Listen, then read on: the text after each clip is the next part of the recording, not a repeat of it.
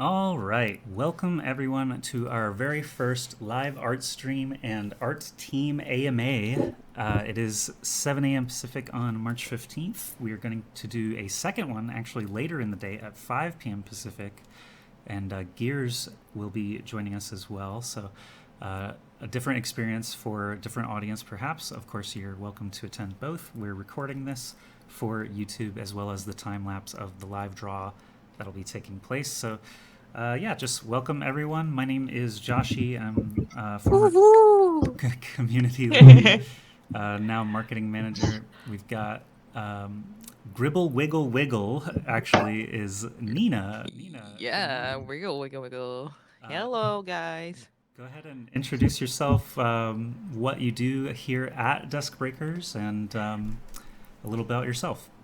Yeah, thank you for introducing Josh. I'm Dina, aka Gribble Wiggle Wiggle. I'm a 3D technical artist in mental theory. I'm in charge to deliver the artist set to the engineer in proper way and easier way.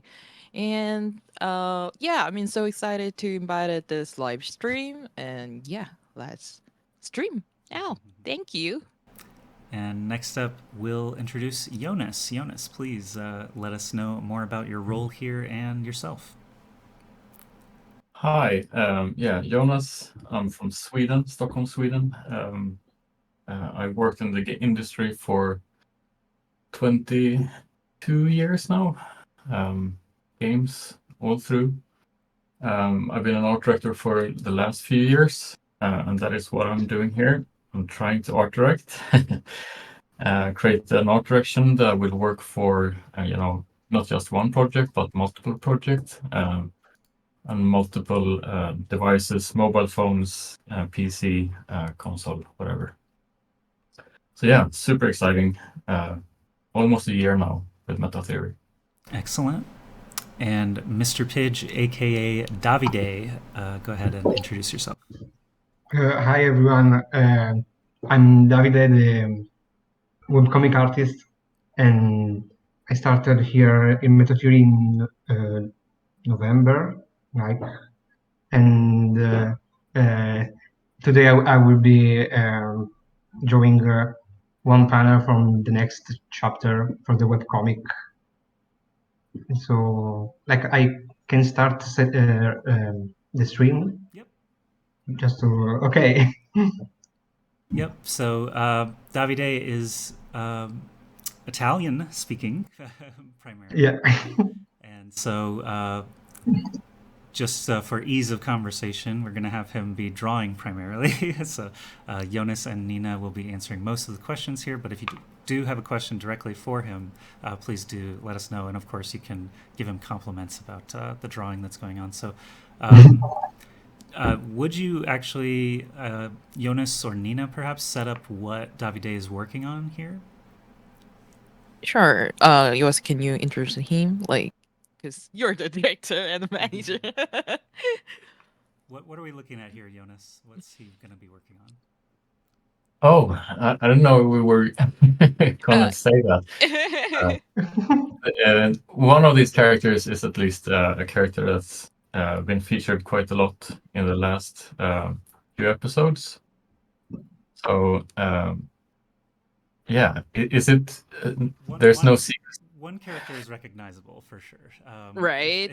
So Yeah. Yeah, if everyone checked the comics. yeah, if you're unfamiliar with the comic, I will drop a link here. But Jolie's Journey is our first webcomic that came out last year. Mhm. Jonas, would you like to tell us more about just those 7 chapters that we've got published already? So we follow Jolie, which is the little girl to the left here. This is, of course, a younger version of her, and you see her becoming a breaker and venturing into the dusk and finding herself and facing her own demons a little bit. So yeah, that's the story in short. Yeah, I think maybe others would be better to explain more in depth about these characters. But Nina, Mhm. provide more Yeah. context. Yeah, I mean, I really enjoyed read all the web comics that we posted. Yeah, I really like the personality of the Jolie. I mean, she's very adventurous, and then it's like she's like I'm so ready for any kind of situation. That's why I'm really love her personality, and I can see that like this picture is the childhood of Jolie, right? Hmm. And oh, can you get like a little hint of the girl next to Jolie? You're free to say whatever you like. We'll eventually publish it. So. Yeah, it's a character that isn't already appeared in the comic yet, and this scene is like I choose this background specifically because um, it's a flashback, There you go. obviously. So, Mm-hmm. and is the character next to Jolie is really important to her. But I don't know if I can say anything more. If it's too spoilery or not. Let me guess. Maybe her sister. Yes. Could be. They look Yeah. similar, but I mean, it really could be anyone: teacher, mentor, babysitter, Yeah, her auntie, cousin. anything. Yeah. But we'll find out more about the characters. We just wanted to set up a little bit about what you're actually looking at. So, yeah, duskbreakers.gg/comic. There are already 7 full chapters from Jolie's journey, and it actually features a lot of the other characters that are Breaker NFTs held by community members, including Yuzu, who is here in the chat. So, good morning, Yuzu, Style Piggy, a bunch of others from our staff. Dave is here as well. So, welcome everybody from the team. Thanks for coming to check us out as well. So, let's learn more about art and the artists here at MetaTheory. I've got a bunch of questions. Really just trying to pick out which ones I want to ask first. So I guess the big one is, since we are all at MetaTheory and DuskBreakers, and the unique thing about this project is that it is a Web3 and blockchain inspired sort of story and game. So I guess I'll start with Nina. What is your inspiration for joining MetaTheory as an artist? What about DuskBreakers interested you? So like one of the biggest reason that I joined this meta theory is like we can start from the bottom, like we just create a new word to introduce the user to deep dive in. And that was very intriguing to me. Like making a new universe in total, like that's something that we cannot do something easily. And like it's really hard to have a chance to make something from the very beginning. And also its story itself, like related to the dusk, and then all the city stories about the matcha Foucault, those are very actually interesting to me. And yeah, that's why I joined this meta theory. And it's very like making a universe and set up all the details, and then designing all the stuff in the story is very something very amazing thing that I can do in this company. So that's really something that I really love this. Cool. In your hmm previous work, was it much different than that? Oh, my previous company wasn't the game company. I mean, right before I was in the commercial agency, so like I cannot do like any something, I mean, it's kind of creativity job, making a commercial, how you can like get creativity. But you only follow the direction from your clients. If the clients want to make this stuff shine or bright or fancy, I have to make some city stuff shine and bright and fancy. So it's like I have no opinion to what I'm making. So it's totally different job. Right. So you have a lot more creative Mm-hmm. freedom here. Yeah, I love Cool. it. And Jonas, same question. This is a unique opportunity for an artist. So what attracted you to Metatheory and Duskbreakers to be an artist for us? Yeah, I mean, when I joined, or when I left my previous company, that was not a super easy decision. Like I really enjoyed working with my colleagues there. I was contacted by an old friend of mine, an old colleague, who knew people at Meta Theory, and he asked me like if I would be up to like speak to Meta Theory, like just be open to anything, and I was like, yeah, sure, why not? And I didn't know much about meta theory, and I read up a little bit about them, and I thought it sounded interesting. And in our conversation, they explained to me what NFTs or what they wanted to do with NFTs. And for me, that was huge because I've tried to understand more about NFTs. Didn't really manage to figure it out. And then their description of it just sounded super interesting. And I thought, okay, so I really would like to be in on this journey. And then, of course, to be able to create an art direction and be in so early in that process is a great opportunity. So yeah, it felt like I really liked the idea around NFTs, and I also liked the universe, the description of the universe, and what they wanted to achieve. So yeah, it was a no-brainer in the end. Quite an easy decision to join. Very nice people here as well. So yeah, really happy that I joined, and I would do it again in a heartbeat. Cool. So, Nina, I'll ask, what is something that you've worked on at DuskBreakers that is, significant and that you're proud of? So if I introduce myself with my works, okay. The first thing that I can say is I made the early version of the Kinshasa elevator, because I know about like the biggest elevator in our city in the Machafuko is delivered the dusk breakers to the dusk, the huge elevator that connects dusk between the earth. And I designed that the early version of the Kinshasa elevator. I mean, we definitely have more like update for design wise, and then we'll have more fancier design in future. But like, it's actually really honor to me because the elevator itself is very important. It's very important monument in Machafuko, and then without it, like Duskbreaker cannot even join to the dusk. And that's one of my work. And also I designed the composition of the title scene of Twilight Shift. If have you guys ever played it, if you see the title scene, I set up the composition of Mama Grivel with the the breaker holding the lights in the middle of the position.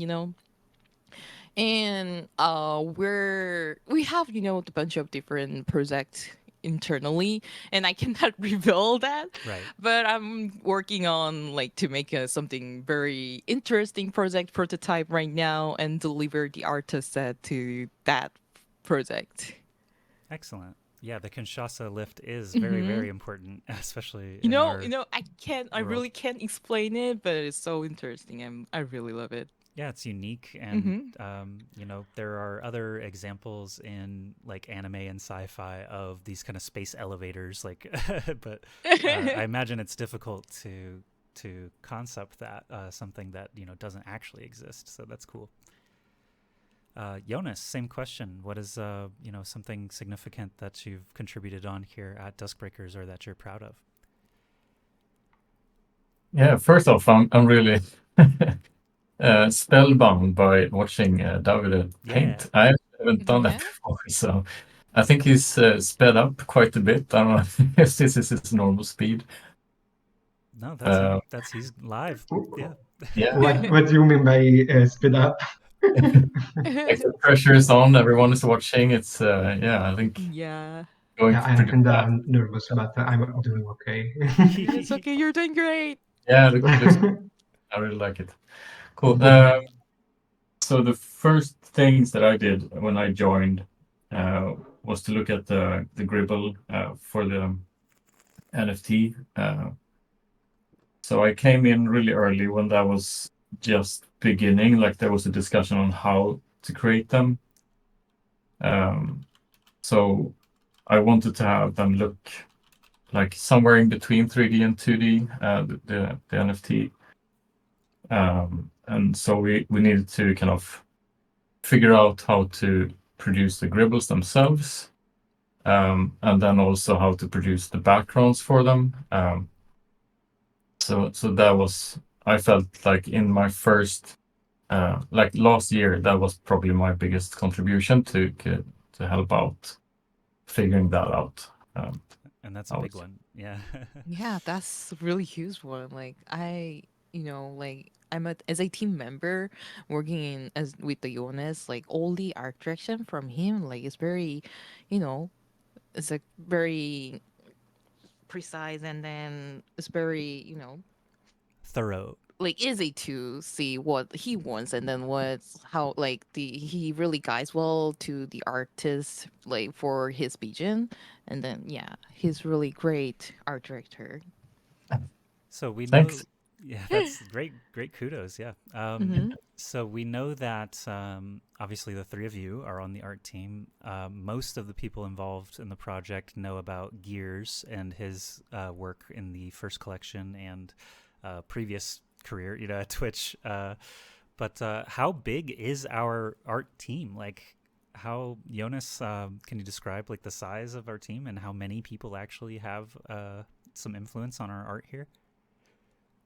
So it's not a huge team. Davide and Gears is mostly involved in like the webcomic, the 2D production. We have Nina, myself, and Brian, who's also a concept artist. And then beyond that, I mean, we do have the vision team and of course the Mouse's game team, and there are artists in both those teams. So, but I rarely give feedback directly to them. So the concept team is fairly small still, but we might soon be more. I think we're about to grow a little bit. So, yeah. Yeah, that is a fair thing to point out, is that we are a very international company, Mm-hmm. and the team in Taiwan essentially was a team already when they came aboard. So there are artists of different variety over Mm-hmm. in that team. Right. It's actually a really good thing have like multiple culture members in one team. And then we can also like listen little, episode about their culture, and that's very interesting too. Yeah. Mm-hmm. All right. So how I guess something I'm interested in personally is something like a Gribble or Asha, the alien entity that was introduced in our webcomic. How do we go from sort of knowing what we want it to look like concept research? Can you describe a little bit about the process of creating a new biological form? Jonas? Well, when it comes to Asha, I should save that for Gears to explain. He was Sure. much more involved in that process. But for Gribbles and for like other creatures to come, I think the process has been, something we worked on, and that wasn't super clear to begin with. We have a lore team who writes, everything there is about the Dusk, the background of it, and so on. And then we have a games team who develops games in that environment. And then we have the art team that creates art for that world, right? So communication between us is super important. So whether a creature starts its conceptual phase within the lore team or with the games team, that differs depending on where it first is shown. If it's shown in the webcomic, for instance, then its origin is probably with lore. And if it's something that is featured in a game, it's probably where it starts its existence. So it's usually a communication between lore and game first, and then it's passed on to art to me, and then to kind of create a brief and give to one of the concept artists. And then it's a continuous discussion with either game or lore to figure out the final version of it. But it can take a while to get there. Interesting. So for something like a gribble, it could have had 6 legs or 8 legs, or more antenna or tails or something like that. Is that more something that the lore team specifies before you actually start creating, or is that something that you also are like researching and offering options to the lore team to consider? So I remember when we first started looking at the mama gribble, it was meant to be, part of that ecosystem or the same species as the gribble. So it would have made sense to have the same number of eyes, legs, etc. But yeah, we just figured, like, okay, let's go bigger. So do we add more eyes? Do we add more features on this thing, or more legs? And it's just, at the end, it's a design process that at the end you kind of find out that, okay, so this looks good. This is what we're happy with. This looks frightening, or it looks cute, or whatever the ambition is. So yeah, we don't decide on that first, but yeah, I think lore would be more interested in finding that out early on, like the number of legs and so on, to just fit into the ecosystem. And game might say, like, oh no, we can't have 10 legs. That's going to be a nightmare to animate, so let's keep it down. So yeah.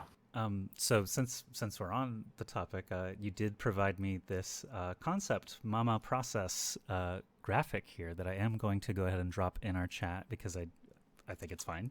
So and I'll also put it in the Breaker art channel. But yeah, Jonas, if you just want to point out or talk about the graphic I just dropped in chat there. Yeah, I think very early on, the first time I heard about the Mama Gribble was from Nick, a designer who kind of just requested, I want the Mama Gribble. That's what I want. Give it to me. And the description was fairly vague. And we figured, okay, so it's a big gribble. And then we handed over to our concept artist, Brian, who made that first initial drawing, as you can see in the upper left corner. And that was one of 4. And we said, like, okay, so we think, you can just continue working on this. So he spent another day on it. And the second image, I think, is one of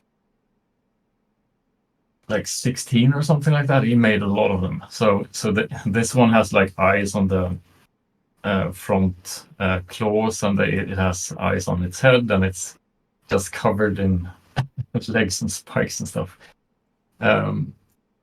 So that was when we started looking at and starting to give feedback on it. So we thought it was too standing up too much. So I went ahead and drew that white version that had like it has 6 legs, and it has like those 2 larger claws. And I had a small description of it that, okay, so it still sits in its hole, but it's like hunched over the edge of it. And he has these 2 big claws that he can smash into the ground, but he can also use it to cover himself or herself. So if you shoot it, it can bring those 2 shields together and kind of form a protective shield. And if we didn't want to kill it, if we just want to wound it enough for it to kind of retreat, it could go down its hole beneath it. So then he went on and made a few more of those, like maybe 6 drafts, where he tried out different number of eyes. I think one of them had like 1 eye. And most of them had no horns that's been added to like the back shields there. But I really liked the horns, and I kind of we simplified the front claws a bit from that concept, but otherwise we were really close here. And then middle concept is like the final concept from Brian, at which date we kind of sent it out to an outsourcing resource to start to actually build this thing out in 3D. Then it's fairly different when you reach out to outsourcing, whether it's a very literal interpretation of the concept, if it comes back exactly like you drew it, or if it's an interpretation of it and like a different style and so on. So we actually got back a version in 3D that was fairly literal in its it looked just like the concept, and that wasn't really the intention. So I had to. The last image is not 3D; it's just me painting that model over in Photoshop to kind of show. Okay, so this is the level of detail that we would like to see. Less illustrative kind of details and more soft shapes and so on. Yeah. Cool. That's From that we just picture it and put it in the game. Yeah, great explanation there. I didn't even know all that, so that's wonderful. Nina, you mentioned the Twilight Shift opening screens and things. Something that I've noticed, obviously, is that our dusk is very blues, purples, cooler colors. Can you talk about sort of the direction you had for that piece, and or were there some emotions you were trying to get out, or like I guess what I'm trying to ask is what informed these color choices and palette that we use? All right. So in terms of the color, we have Art Bible internally made by our art director Jonas. So in there we have like color palette of each situation. Like all right, so what's the color of Machafuko? What's the color of the shadow district in the Machafuko? And then what's the color of the first layer of the dusk? So like we have very specified color palettes, and then we bring that color into our images to show the atmosphere that we want to show to the users. Like if it's something dark, and then definitely we'll have a dark palette.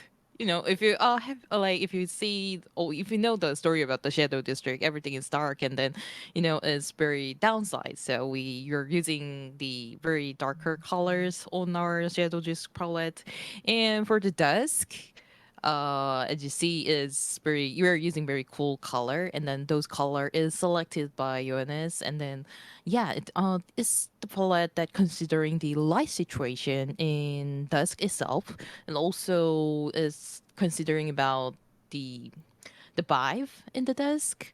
It's in the Cosmo, and it's very kind a little bit creepy cave inside, and then you don't know what will going to happen in there, and so it reflects all that vibe in the color palette. And yeah, we are using that art bible to select the older colors that we're using in the Twilight Ship to the title scene. And the layout itself is actually really easy to you know design it for me, because the design of the mama gribble itself is really well made. You see like very two big horn, which is very iconic. I mean the left arm and the right arm, you see Yeah. very big claw, very big claw, and it helps to user. It feels like, oh, that's something very dangerous. So for me, I really want to share something dangerous feeling to the user. So put the mama gravel in the center of the position, and then in front of that mama gravel I put the one of the character, the breaker, and then show the difference between the mama gravel and the breaker's scale, so that you can feel a little bit dangerous in there, and then a little bit adventurous feeling as well. Yeah. So I think I actually have this piece of art. I'm going to drop it in the chat as well. Mm-hmm. It's I've got it titled Gribble Attack, but that's Yeah. that's very cool. Does feel very dangerous. You can see the scale, all that. So it's excellent. You mentioned the art Bible, and Jonas actually had a hand in it. So Jonas, could you tell us more about the creation of that and what you have to consider when creating it? Yeah, so it's the first time for me creating an art Bible of this scale. So it's not, if it's one project, it's fairly straightforward, and you just go like, okay, so this is the console. We're creating a game for, mobile phone or PC, and like what kind of performance you're aiming for and what you can do and can't do. But here we're doing an art Bible that encompasses both, webcomic, any apps that we're working on, or like games or web related stuff. There's or NFTs. It's all in there. So the world is huge. It's Earth and it's space. It's so many different locations, and Machu Fuku, the Earth location is huge. The Dusk is enormous. Like it's so big. It's just people might think like, okay, so the size actually limits it. So it's tiny in comparison to Earth, but it's like it's layered. So it's like an onion, right? So you have first layer, and then you go to the next layer, and each layer might be different, like on one end of the dusk and to the other. So the possibilities and options for us are almost endless. What we can do in there. Yeah. So So- far we've only seen the Red Warrens, right? Yeah, I think the Red Warren is the majority of the webcomic and the game. So I haven't. Have we shown anything else beyond that? I don't believe so, but we can talk about the Red Warrens, inspirations and feelings that we're trying to create. So I think it's normal for at the start of a creation of an art direction, you kind of you're influenced by other games, you're influenced by movies, TV series. There's just so much already made out there. Even what people post on ArtStation, for inspiration, it's a great source. So you take a lot of inspiration from other products or other productions. So for the Red Warren, I think the main inspiration in terms of coloring and the style, I think even though we tweak the colors a little bit and we don't want to go quite as saturated, there is a game called DuskBreakers. Darksiders Genesis was like the main influence for that. Cool. Yeah. That's really interesting stuff. So we'll change topic just a little bit. Obviously, working in NFTs and something like the Gribble collection that we have that has just tons of colors and variations and all of that. Can you talk a little bit about the task of creating the Gribble collection and making it so varied and I guess how do we tackle that even from the very beginning? How do we make sure that we have a large variety or appealing colors and things? Yeah, I think the initial, or did anyone else want to answer that? Nina, if you've got. I can also jump in. David's here. I'm back now. Yeah, sorry, I was talking Welcome. to Kevin. Yeah. Hey, Kev, he's in the audience down there. Um, So the question is, repeat the question for me. Okay, I'll jump on so it. the Gribbles collection has tons of variation in colors, shapes, etc. And from the game, we had only seen, a couple of Gribble examples. So can you just tell us a little bit about the task or the challenge of creating that collection and making it so cool? Yeah, sure. No, it was a really interesting kind of project. Uh, and we approached it from a couple different directions. At its core, we wanted to create an interesting collection, a beautiful collection, one with a lot of variety. We wanted to, as a new team who's sort of learning how to work together, understanding the space, learning, about how to uh, uh, create things like this at scale. We wanted to also build some technology that we could use moving forward. We settled on basically we wanted to create a beautiful 3D collection. We wanted to push DuskBreakers into 3D, and so this was a great moment to do that. We wanted to build some generative technology that would allow us to programmatically create basically an infinite number of truly unique gribbles. The core question we asked ourselves is, okay, we've seen PFP projects, and the grand majority of PFP projects are sort of combinations of a limited number of traits. So say 10 traits, 50 traits, 100 traits. You combine them in different combinations to create rarity, right? But what if every Gribble was unique? Gribbles, sort of like as things are in nature. You take a look at an animal, a dog or a beetle or anything. Even though two may look very, very similar to each other, there are minute differences that will allow you to differentiate, say, one golden retriever from another or one rhino beetle from another. Could we programmatically bring that into our own collection? What sort of technologies would we have to develop in order to do that? So we built some generative tech.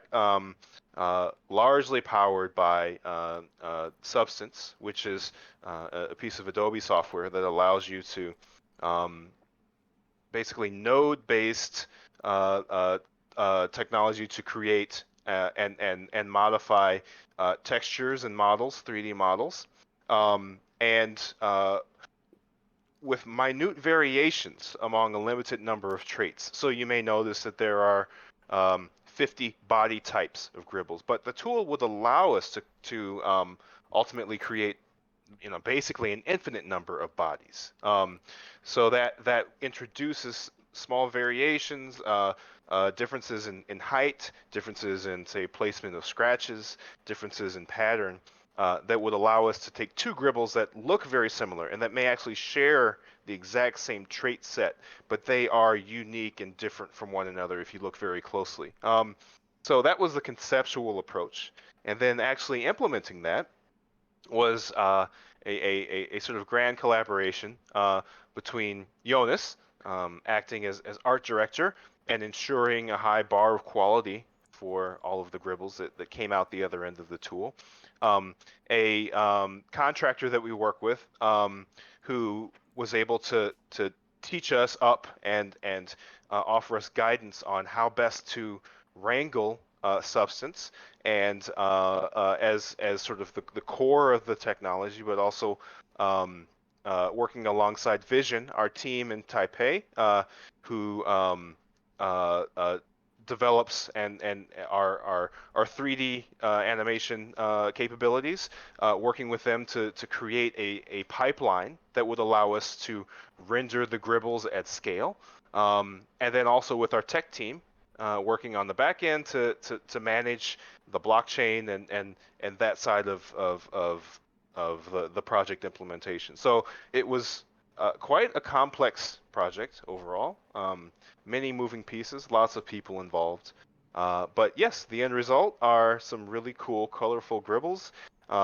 Beautiful gribbles, and we do have the end result. We're 3D models, textures, and files that we can use in live game settings. We're working on that as well, and Gribble utility is at sort of a forefront for us. So that's a little bit about how the project came to be, and some of the background magic that brought our Gribbles to life.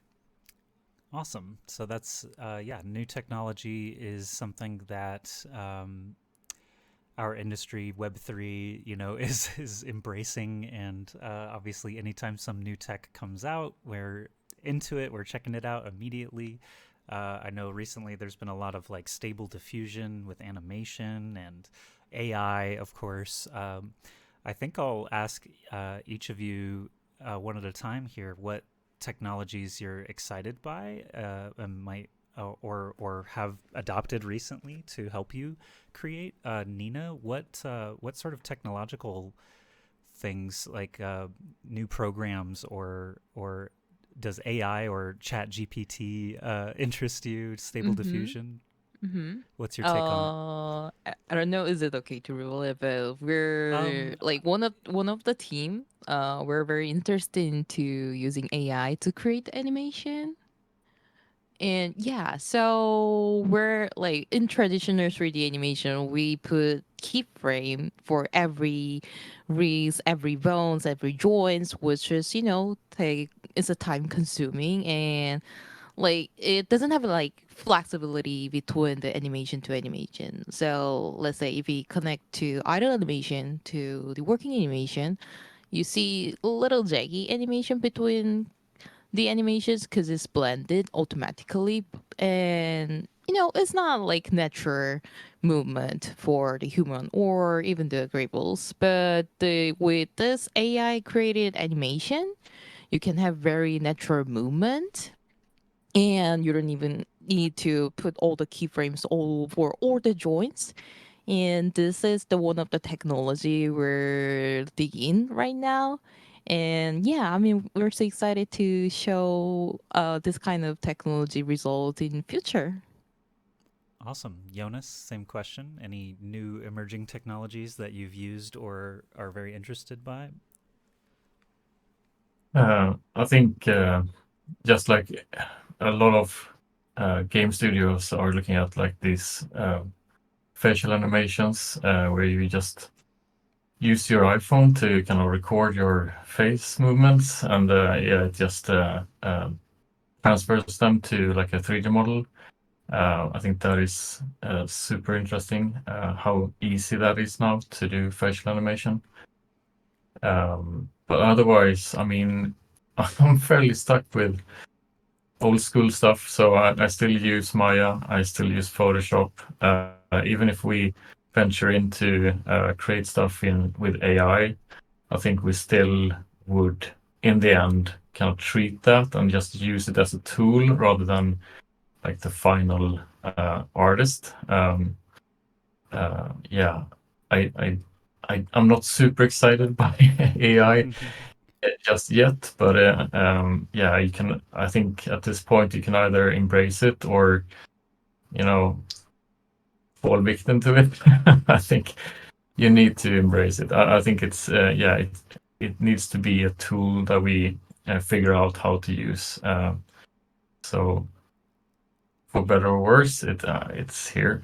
Right. It's here. Yeah, and that's Yeah, right. I agree. It's not going away. It will definitely improve workflows in various ways for various people. Not every case will be useful for Metatheory or DuskBreakers, but it's important to see if someone's making huge advancements. Yeah. So, David, do you have any extra thoughts on these emerging technologies? Sure. Yeah, I'm just I'm loving it. I was an art major in college. I've always been really, really deeply interested in sort of the intersection between technology and art. My senior project was, back in the Stone Age, was a my first attempt at a logo generator. So figuring out how to codify the graphic design process and automatically generate logos based on that. It was very upsetting to my art teachers. And so just to see the progress in the tech is super awesome. I spend quite a bit of time every day reading up on the latest. Things are moving very fast. I'm currently most interested in GPT-4, which recently dropped yesterday. Yeah, just blowing Um, minds already. yeah, I mean, these text models are sort of paradigm shifting. Really amazing stuff. I'm particularly interested in figuring out how to train one of these to role play as characters from our universe. So exploring that on one end, and on the other, stable diffusion. Really excited about the diffusion models. Have been training them on some of our characters, and trying to figure out right now ways to use some of this tech to accelerate some of our art process. I'm interested in figuring out if a diffusion model could learn maybe some of Gears's or Davide's coloring techniques, use it to accelerate the art of blocking out concept, and having AI assist in finishing. There's just so much that could be done there, to allow some of the artists on our team to multiply their ability to share with our community, and to accelerate the development process. I really think it's going to be a democratizing shift, in allowing smaller teams to produce work that reaches sort of the level of their imagination, and so that we will not be limited by either time or budget, but more so where we what we would like to share with the world, and that is an exciting prospect, for an artist. I think it can also be very scary, but it is a huge shift. I think it is going to be an even larger shift than the one when we moved from pen and pencil and X-Acto knives and Xerox machines into Photoshop and the computer. It's going to be an even grander transformation. I'm excited for it. Yeah, I think just as a non-artist, I still consider myself creative. So I think that the biggest prospect for me as someone who's not skilled with my hands or Photoshop, I can use AI to express concepts and ideas very quickly to real artists that can then iterate. So I think the time saving aspect of it is insanely powerful and useful. So it does enable more people to be creative in ways that they were not before, and that's exciting for me because even our holders, our entire community could potentially have big contributions through these sorts of tools in the future. So just hearing things about not just like replicating art styles, but you mentioned even character dialogues for games, and that has uncapped potential as well, right? Like an NPC that actually has a daily routine and a life, and every time you talk to them, it's informed off of artificial intelligence of what they did that day or what they need from you. It's really exciting to think about. And one example I saw already was someone had built a World of Warcraft add-on in the last month that does sort of text-to-speech AI-generated audio for NPCs. That there's thousands of quests in World of Warcraft, but now you can download this add-on that is basically mimicking people, and it was really surreal to watch the video that they created, where it's like, go give me 10 ram skins or whatever, but it's like sounds like any other dwarf that would, they would have had to pay a ton of money for a voice actor or production time to actually create, but it's almost just like a skin that they drop over the game, and suddenly it's just a lot more alive, and that we can definitely use potential like that. Okay, so just backing up a little bit, since David did join us sort of partway through, we'll give him a proper introduction. So David is our Chief Design Officer. Do you want to tell the audience a little bit about your role here at MetaTheory and the teams that you work with? Sure. Yeah. I'm David Barthwell. Yep, Chief Design Officer here, co-founder. Boy, I like to wear lots of hats. I like to touch on lots of different aspects of the business, but I primarily oversee our creative efforts. So that's our 2D and 3D art, touching on game a little bit. I am a trained designer, so I do really enjoy being able to throw in on our brand design. Some work on the website as well, and something I'm super proud of is also being able to work closely with lore and world building and our writers.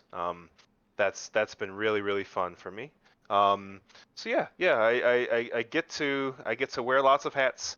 I get to have many different things to concentrate on throughout the day, and that's a lot of fun for me.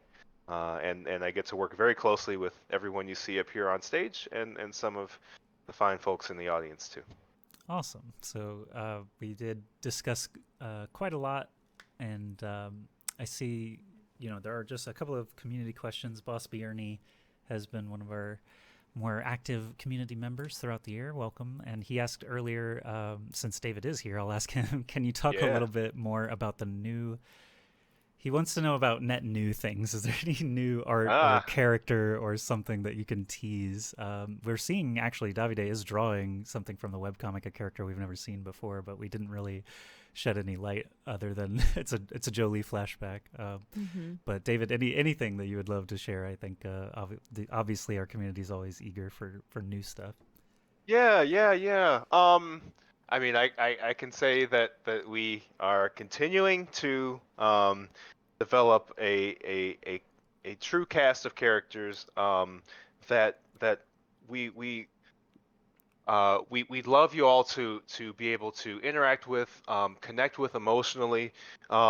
It's core for world building efforts. It's core for game IPs to have those characters that you can identify with, that you can sort of see yourself in, maybe end up disliking. It's important to create that emotional resonance. That is a bit of a process. I will be coy. I don't want to take the sales out of content and reveal anything here that would undermine their efforts to create that emotional resonance. So I will say that we have been very hard at work. We have a cast of characters that we would love to reveal to you, and that we will be revealing to you. There are a number of different vehicles we are currently exploring. We actually had a couple of meetings about this yesterday, last night, in order to deliver an experience that will allow you to interact with those characters. So I will say it's coming. Please continue to be patient. I would love to spill all the beans, but I've gotten in trouble for that a little bit on the other side, and so I want to give content a chance to really unfurl their vision. So I'll leave it at that for now. Yeah, and I'm perfectly fine reiterating that these things take time. One thing that I've noticed as a consumer of Web3 and games and things in the last year and a half, traditional game studios don't really share all that much. Web 2, it's a completely different experience from Web 3, where December 21 through like April 22, a ton of projects came out, and we're just like, we're gonna have a game, we're gonna have this, and a lot of hype, and entire project lifespans came and went because they could not build a game. It turns out it is a lot of work, and it is a huge undertaking. So I'll just reiterate that concepts don't always lead to a product. We had we mentioned before that at the end of August or so, we changed direction away. Kevin mentioned Gribble Racing was something that we pivoted away from, and anything that you cancel or have to walk away from means that you've basically got to start again on something new. So it does take a lot of time, and even in traditional games, I feel like people have more patience for Blizzard or Valve or whoever than they do for Web3, because they're so used to just having a lot of promises and things given up front in order to have the buy-in. But we're playing the long game here. We want the highest quality, and it's not ready until it's playable and beautiful and meets our standards. So teasing that we're gonna have cool stuff, of course, is really easy to say, and it's much harder to show until it's prepared. So Yeah, let me just yeah. comment on Go that, ahead. Josh, if that's okay. Yeah, no, it's such an interesting process. I mean, there are no there are no best practices for developing in this way. Um, you're absolutely right. Like the traditional method is you cook on it. You maybe push launch date if what you've cooked isn't fully baked yet. And then you roll out with a marketing effort. And everyone in the industry has been trained to develop in that way since the days of Atari. That's just how things have been done. And I think we are all learning alongside each and every one of you how to change that, how to develop in an open manner, a more open manner, to bring the community alongside that development, to interact with the community, to allow the community to have input on that process. Yeah, I mean, it's something that I never learned how to do. I, went to art school. That is not how my creative process was taught or trained. But I think we're all excited about the prospect of being able to develop in a different way. I think the community is learning alongside with the builders how that back and forth should go, and how to develop these new paradigms of working alongside one another. Maintaining interests and contributing and actually building. Keeping up the excitement around the project. I think we're all learning in real time how this is meant to be done. And there will be fits and starts, because sometimes you sit down and you realize you have to erase something that you put down on paper. And it can be incredibly scary as a creative to internalize the idea that someone may be looking over your shoulder, looking at everything you do, critiquing it as it comes out. Maybe they don't have the understanding that you draw something 10 times and you erase it 9 times, and that 10th line looks good, but it came from a process. I mean, unless you're Mr. Pidge, in which case you just hit your lines effortlessly. You don't have to redraw. But most of us are not quite that talented. So I understand the eagerness, and I appreciate it, because it means that you all care about what we're doing here. And as much as we can share, I'd love to do it without, overburdening you with the intricate details of what it takes to actually bring something like this together. But yeah, bit of a process. Excited to learn alongside everybody. Cool. So we are about an hour in now. I see that our live draw has come to life. I mean, this is something I would consider this a finished product probably. But Mr. Pidge, what percent done would you say that this panel is? I think I just need to do some finishing touches. It's almost done. Gotcha. I think there's also the missing part from the top and the bottom of this panel. Like there is like the background extending above and below it, but I think that I'm almost done. Yeah, it looks really good. Thank you. So we'll, in the interest of everyone's time, we originally said the first hour would be, these interview style Q&A. If there's anyone in the chat right now that has questions for any of our guests up here, please do fire away. For right now, I see D-Lou in AMA chat. He's asking about sources of inspiration. I'll just hold just for a second there while I read this next. Okay, he's asked, there's some questions about the art Bible. We did touch on that a bit earlier, so I think we'll go ahead and start with the inspirations question, and I think that was kind of where I was going to end up anyway. So let's start with Nina and say, let's give some of your inspirations, and then maybe any bit of advice you might have for an artist trying to get into Web3 as we kind of close out our discussion. All right.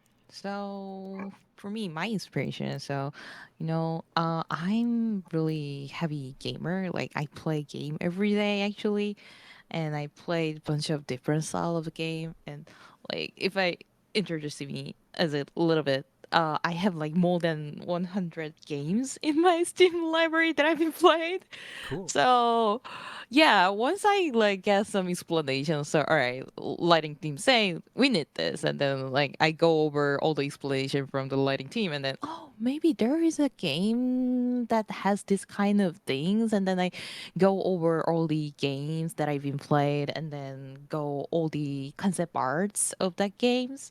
So most of the games that I've been played, and then the games that it released, those are my inspiration when I do my job. So, I mean, those games are already our art pieces, so it's very helpful to understand about the design and then composition. So it's really helpful to if you're in the game industry. So please play the game; it helps you a lot.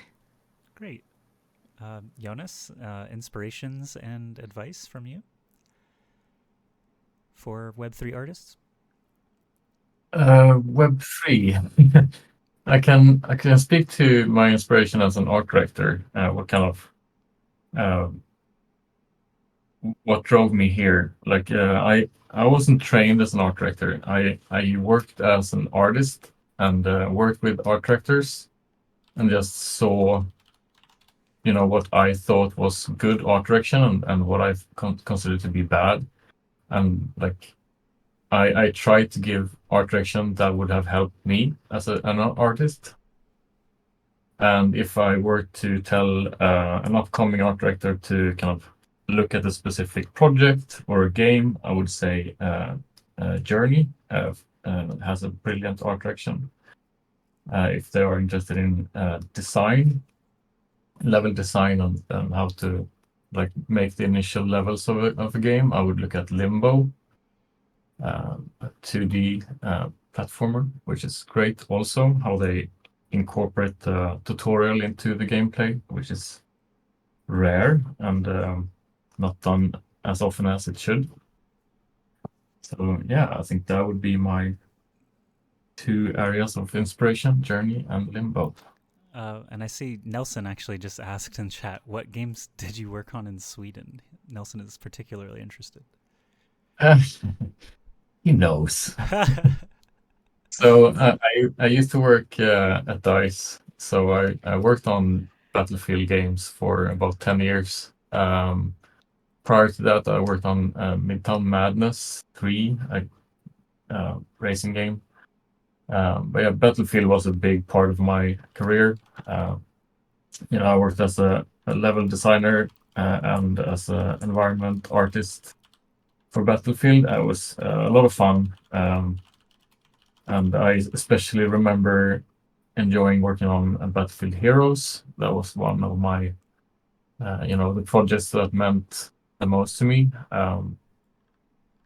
As I did most of the design and art on that, like at least on the level side of things, not characters or specific assets. But, Gotcha. yeah, and then I went on to working on. I did do Need for Speed as well, Hot Pursuit, which was a fun project as well, Cool. alongside the Criterion in the UK. And then mobile games for a bit, and then I joined the Web3 movement. Nice. Davide, I see you extended the canvas to above and below, but there was already some art there. Is that something you drew previously, or is that like from the software? Yeah. Oh, okay. I already drew that. It's not like I'm a magician. I see. I thought the software was using some stable diffusion or AI there. I was really confused for a second. Okay. Cool. So yeah, there the extended frame that he mentioned there. You can see. Wow, the dropping water is very powerful there, and really sells the flashback. That's cool. Since we are nearly finished with the live draw and the discussion here, Davide, what are some of your inspirations? For my style and art, I started as a comic artist, and actually my biggest inspiration are also video games, and I play a lot in my childhood, like Nintendo games and RPGs, and also when I think about my coloring style, I see a lot of Western animation, like Steven Universe and something like Adventure Time. And then I tried to improve my art in a sense of like digital painting and concept art, and I was really inspired also by games like Overwatch or even other Nintendo games like Pokemon and Super Mario. Great. I would say. Yeah, Adventure Time. You mentioned that's one of my favorite series of all time. Yeah. The universe is really amazing. The characterization of each character. Yeah, I have a BMO T-shirt that I wear frequently. It's such a good series for adults and children, so I'm happy to hear that. So, all right, let's, I guess, close up the show now. It looks like a very wonderful piece of art there. We got a lot of information out of our team members here. So I guess I'll just ask for, closing words and a goodbye. Nina, go ahead. All right. Thank you for coming, this audience. And don't forget that we have another live drawing and art MMA on 8 p.m. EST. I'll be in there. So hope you'll see in there too. And that we have different artists of the live show. So yeah, pretty excited to see that in there, you guys again. Thank you for coming. Thank you, Nina. Jonas, go ahead. Any closing remarks and goodbyes? Oh, I was muted. Sorry. No, I really enjoyed being part of this. I hope we can do this more times in the future. I would have loved to tell the story of when Davide first joined us, but we can save that to another time. Sure. And yeah, thanks for this short live stream. Yeah. Yeah. Davide? Oh yeah, thanks everybody. It's like my first time doing stream with other people watching me drawing. Like I usually used to like just a couple of friends, and it's very exciting to me. Cool. I'm glad we got to do this for you and get a new experience. And David, any closing remarks before we head off? Yeah, sure. Just thanks so much to my team for arranging this, for volunteering, for speaking, and thanks for everyone for listening. Yeah, we appreciate all the audience members and team who came to listen in. Thank you, everybody here on the stage, for your time this morning. And yeah, this was the first time in a long time that we've had some art on display here. So glad to share some wisdom and insights for DuskBreakers and our team with everybody. Again, these are recorded. I'll have the Discord recording on YouTube within a day, and the time lapse from the drawing will actually have as well available later on. So if you missed any part of the show, you'll be able to go back and see it all later on. And we do have another show later today, as Nina mentioned. That's 5 p.m. Pacific start time with Gears, who designed our first Breaker collection, and he'll be doing some Breaker artwork. So if you're interested in that, please do check out the event here on Discord, and we'll obviously mention everybody as we're getting started later in the day. So have a good rest of your day, everyone. Thank you for joining us, and we'll see you again soon. Yeah, bye-bye. Bye. Bye.